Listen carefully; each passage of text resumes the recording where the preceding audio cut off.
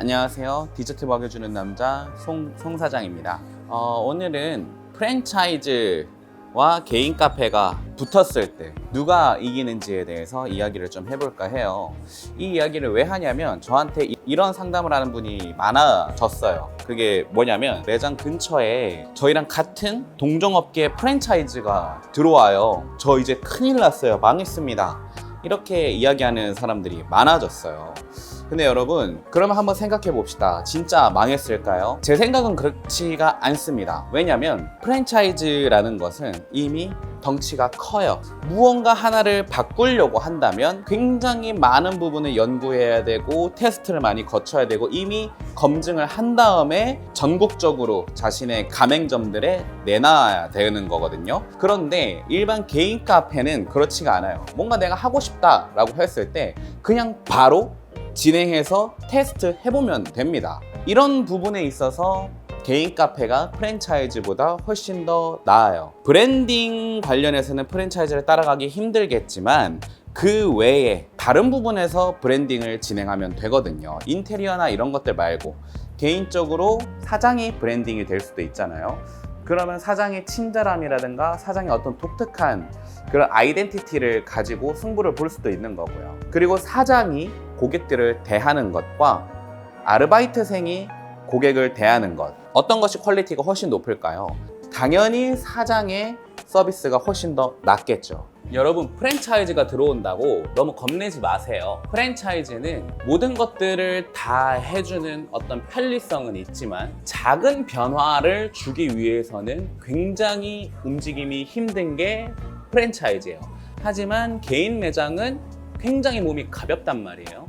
그러면 내가 하고 싶고 도전해보고 할 수 있는 것들이 굉장히 많아요. 제품을 판매하는 원가율도 굉장히 낮게 책정을 할 수가 있습니다. 왜냐면 재료를 제 마음대로 바꿀 수 있고 제가 능력껏 떼오면 되거든요. 근데 프랜차이즈는 프랜차이즈 본사에서 제공하는 재료들의 기준이 있어요. 뭐 일부는 사장에게 알아서 구매를 하세요 라는 자율성을 부여해 주기도 하지만 핵심이 되는 재료들 같은 경우는 그렇지가 않거든요. 무조건 본사를 통해서 유통을 받던가 아니면 본사에서 직접 받던가 이렇게 진행이 됩니다. 그러다 보니 한 번의 유통 과정을 거치잖아요. 그럼 원가율이 올라가죠. 그리고 프랜차이즈는 재료값에서 이윤을 조금이라도 남겨야 되기 때문에 내가 직접 떼어낸 개인 매장에 비해서 원가율이 조금 더 올라가게 됩니다. 이렇게 생각해 보면 개인 카페가 프랜차이즈를 이길 수 있는 요소는 굉장히 많아요. 그래서 저는 그렇게 생각해요. 내가 개인 매장을 제대로 노하우를 가지고 운영할 수 있는 사장이라면 또는 운영해온 사장이라면 프랜차이즈가 이 주변에 들어온다? 그러면 박수 칠 일이에요. 매장 근처에 프랜차이즈가 들어왔다는 얘기는 꽤 괜찮은 상권이라는 것을 알려주는 거거든요. 왜냐면 프랜차이즈들은 들어오기 전에 다 상권 분석을 해요. 이 상권이 좋은 상권인지 나쁜 상권인지.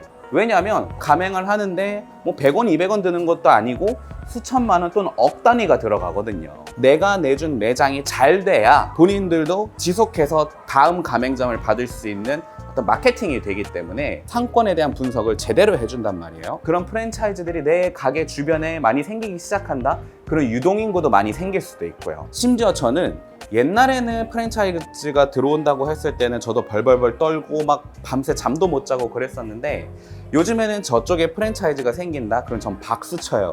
왠지 아세요? 처음에는 저 프랜차이즈의 사람들을 뺏길 수가 있어요. 하지만 저기 프랜차이즈에 갔다가도 다시 저희 매장에 오는 경우가 대부분입니다. 왜냐하면 퀄리티를 못 따라가거든요. 그리고 두 번째로 이 상권에는 오지 않을 사람들인데 프랜차이즈가 생겼다고 해서 저기 있는 매장에 옵니다. 그리고 나서 저 매장에 한참 다니다 보니까 요 근처에 똑같은 업종에 개인 카페가 있네? 그럼 여기서도 한 번은 먹어본단 말이에요. 그러면 내 입장에서는 어떠냐? 내 매장에는 절대 오지 않을 손님이었는데도 불구하고 내 매장에 올 수 있게 되는 거예요.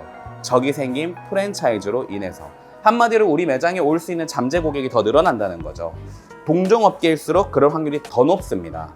처음에는 뺏길 수 있어요. 하지만 내가 제대로 운영하고 있는 개인 매장이라면 경쟁력이 훨씬 더 있다는 것을 여러분 아셔야 돼요. 그래서 내가 개인 매장을 하고 있는데 프랜차이즈가 들어온다? 겁내지 마세요.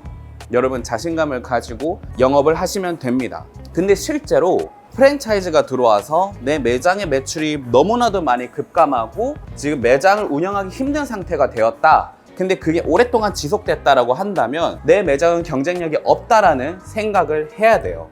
그래서 살아남기 위해서는 내가 프랜차이즈보다 더 높은 퀄리티의 서비스를 제공을 하든지 프랜차이즈보다 싸게 팔든지 아니면 프랜차이즈가 갖지 못한 나만의 브랜딩을 다시 하든지 어떤 나에 대해서 문제를 찾아야 돼요. 왜냐하면 프랜차이즈도 못 이길 것 같으면은 개인 카페를 하면 안 되거든요. 프랜차이즈는 아까 얘기했지만 개인 카페에 비해서 굉장히 불리한 업체예요. 그 프랜차이즈 이름값이 있기 때문에 안정적인 수익을 낼 수는 있겠죠.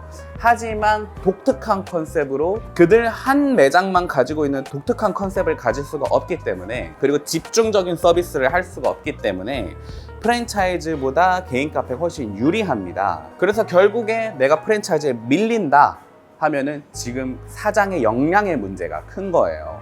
그래서 여러분, 저는 처음 시작할 때 프랜차이즈보다는 개인 카페를 더 추천을 하는 편이에요. 왜냐하면 이런 역량을 키울 수가 있거든요. 그래서 이런 역량을 가지고 있는 사람이 나중에 개인 카페로 어느 정도 돈을 벌고 프랜차이즈를 내면 그 프랜차이즈가 성공할까요? 안 할까요? 당연히 성공하겠죠. 여러분, 우리 사장님들 프랜차이즈가 들어온다고 해서 너무 겁내지 마세요. 프랜차이즈, 개인 카페가 이길 수 있습니다. 그리고 여기 보이죠? 개인 카페도 프랜차이즈만큼 브랜딩을 진행할 수 있어요. 큰 돈을 들이지 않고. 프랜차이즈에 대해서 두려움을 가지고 계시다면 지금 이 시간부터 마인드를 바꾸세요. 프랜차이즈보다 못할 것 같으면 차라리 장사를 접겠다라는 마인드로 나는 저 프랜차이즈보다는 훨씬 더 높은 퀄리티의 서비스를 제공할 수 있는 매장을 만들겠다라고요. 여러분, 화이팅입니다. 오늘도 달달한 하루 보내세요. 여러분, 안녕.